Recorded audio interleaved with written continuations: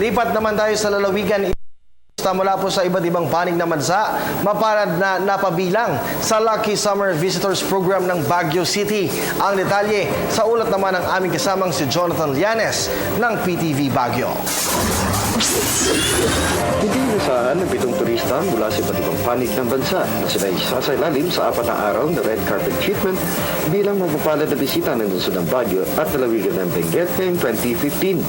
Sa taunang pamimili ng Baguio Correspondents and Broadcasters Club o BCBC sa Rosario, La Union kasabay ng Semana Santa, itinanghal bilang Lucky Summer Visitors sina Melody at Usbiming Dahiliana ng Butuan City, Jonabeth City, Mary Jean Bagon ng Sampaloc City, Jonella Rogador ng Santa Cruz, Metro Manila, at sina Pergasi Jimenez at Jesus Pelayo ng Angeles City. Actually po, yung balak namin, one night lang, tapos kinabukasan, uwi na po kami.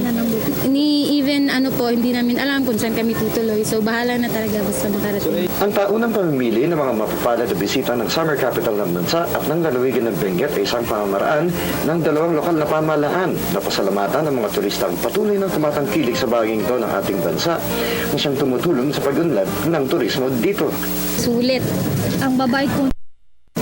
Yung pagka-hospitality po ng mga tao, especially po yung BCBC po, which is behind all those adventures po na naranasan namin. So masaya. Bilang mga napiling Lucky Summer Visitors, bahagi na sila ng mahabang listahan ng mga ambassadors of goodwill na siyang maghahatid na magagandang karanasan kanilang nasubukan sa Baguio at Benguet. Sa lahat po, inaanyahan ko po kayong pumunta dito sa Baguio kasi sa lahat, dito po sa Baguio, lahat po talagang yung mapupuntahan nyo talagang mag-enjoy kayo. Tsaka adventure talaga po, first time. Yun, sa lahat po ng mga gusto ng adventure, yung mga scenes, yun, Baguio po. Baguio yung puntahan nyo, Baguio yung hanapin nyo. Talagang mag-enjoy. Sulit po yung summer.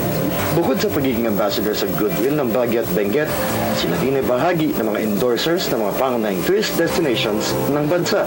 More fun in the Philippines. More fun in Baguio City. Para sa Telebisyon ng Bayan, Jonathan Llanes.